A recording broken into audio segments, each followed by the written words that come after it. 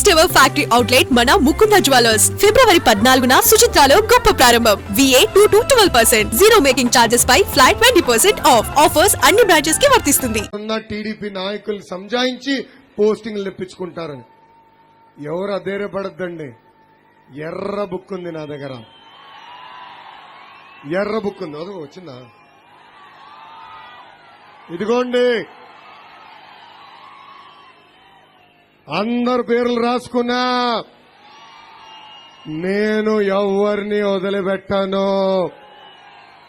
వైకాపా నాయకులు చెప్తున్నా, అన్న విశ్వవిఖ్యాత నడ సార్వభౌమ స్వర్గశ్రీ నందమూరి తారక రామారావు గారు మా దేవుడు, చంద్రబాబు నాయుడు గారు రాముడు.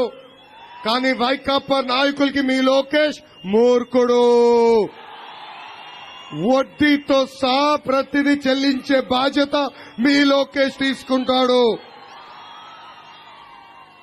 కార్యకర్తలు నేను ఒక బంపర్ ఆఫర్ ఇస్తున్నా. 2019 నుంచి 2024 వరకు ఎవరిపైన ఎక్కువ కేసులుంటే వాళ్ళకి అంత పెద్ద నామినేటెడ్ పోస్ట్ నేను ఇప్పిస్తా. రెడీయా? Challenge accepted. ఛాలెంజ్ యాక్సెప్ట్ చేస్తున్నారా? రికార్డులు చాలా ఉన్నాయి స్వామి. ప్రతిపక్షంలో ఉన్నప్పుడు కష్టాలు వస్తాయి, కొత్త ఏం కాదు. కానీ ఆ ప్రతిపక్షంలో ఉన్నప్పుడు ఆ కష్టాల నుంచి హీరోలు పుడతారు, ఆ కష్టాల నుంచే నాయకులు పుడతారు. అక్కడ ప్రతి ఒక్కరూ గుర్తుపెట్టుకోండి. Red book red book red book అంటారు. ఏమైనా పెద్ద పని రెడ్ బుక్ మెయింటైన్ చేయడం? గుడ్ బుక్ పెట్టే కార్యక్రమం జరుగుతుంది. మంచి చేసిన వాళ్ళందరినీ గుడ్ బుక్స్లో పెట్టుకుంటాం, గుడ్ బుక్లో వాళ్ళ పేర్లు రాసుకుంటాం. పలానోడు మంచి చేసినాడు, పలానోడు మంచివాడు, పలానోనికి మనం అధికారంలోకి వస్తే బాగా చూసుకోవాలి, ప్రమోషన్ ఇవ్వాలి అని గుడ్ బుక్లోకి కూడా పేరు పెట్టుకుంటాం. మేము కూడా చూస్తూ ఉన్నాం. బీఆర్ఎస్ కూడా పింక్ బుక్ మెయింటైన్ చేయడం మొదలు పెడుతుంది. ఇబ్బంది పడద్దు, ఇంతకింత తిరిగి చెల్లిస్తామని కూడా మీకు తెలియజేస్తా ఉన్నాం. మీ రాహుల్ గాంధీ ఏమో పాకెట్లో రాజ్యాంగం పట్టుకొని తిరుగుతాడు, ఇక్కడ రేవంత్ రెడ్డి గారేమో రాజ్యాంగాన్ని కాలరాసి అక్రమ కేసులు పెట్టుకుంటా తిరుగుతాడు. చూస్తూ ఉన్నాం. డెఫినెట్గా లెక్కలు మేము కూడా పెట్టుకుంటాం. మాకు జయశంకర్ సార్ నేర్పించిండు లెక్కలు ఎట్లా రాయాలనో, ఎట్లా ఉద్యమాలు చేయాలనో.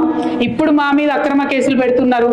మా కార్యకర్తలను కాపాడుకుంటూనే మీ లెక్కలు కూడా తీసి ఇంతకింత మేము అధికారంలోకి వచ్చినాక తప్పకుండా తిరిగి చెల్లిస్తామని ఈ ప్రభుత్వానికి హెచ్చరిక చేస్తూ, మరి కార్యకర్తలందరి పక్షాన బీఆర్ఎస్ పార్టీ నిలబడి ఉంటుందని చెప్పి మీకు మరొక మారు భరోసా ఇస్తూ థ్యాంక్ యూ. జై తెలంగాణ. ఇలా ముఖ్యమంత్రి గారి కార్యాలయం, ముఖ్యమంత్రి గారు సలహాదారులు, ముఖ్యమంత్రి గారి బంధుమిత్రులు, ముఖ్యమంత్రి గారి మిత్ర పక్షాలు ఆయన అక్కడ కూర్చొని పైరవి చేస్తా అంటే ఎక్కడ నడుతారని చెప్పండి. ఇవన్నీ లెక్కలతో సహా బయట పెట్టే రోజు వస్తుంది. తప్పించుకోలేరు. వాళ్ళు అనుకుంటారు పిల్లి కళ్ళు మూసుకొని పాలు తాగినట్టుగా భావిస్తాను. తప్పించుకోవడానికి వీల్లేదు. ఆయన అప్పుడు అన్నట్టు చూసి రెడ్ బుక్ రాస్తున్నా అని చెప్పి మేము కూడా ఒక బుక్ రాస్తున్నాం. ఇక్కడ మేము కూడా ఒక బుక్ రాస్తాం. ఇవన్నీ వచ్చినప్పుడు తప్పకుండా కాషాయ బుక్ రాస్తాం. మేము కాషాయ బుక్ రాసిన నాడు తప్పకుండా అవుతుంది.